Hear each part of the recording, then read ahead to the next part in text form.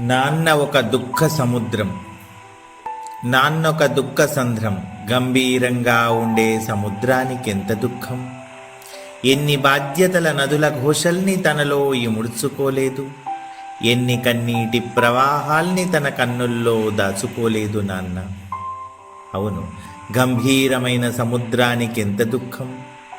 అప్పులవాడు తిప్పలు పెట్టినప్పుడో, పిల్ల పెళ్లి కుదరనప్పుడో, కొడుక్కి స్థిరత్వం రానప్పుడో ఆ సముద్రం కల్లోలమవుతుంది.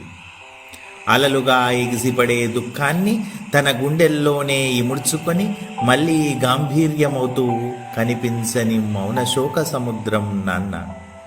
ఏ తగాదాలో తలకు మించిన భారమైనప్పుడు, ఏ అవమానాల దుఃఖమో పొంగి ప్రవహించినప్పుడు నాన్న క్షోభపడతాడు. నాన్న కన్నెర్ర చేస్తే కొన్ని తగవులు తుఫానులుగా ముంచెత్తుతాయి ఇంటిని. మళ్ళీ మళ్ళీ నాన్న తన రౌద్రత్వం మాని ప్రశాంత సముద్రమవుతాడు. అయినా నాన్న ఎప్పటికీ ఇంకిపోని అనురాగ జలనిధి.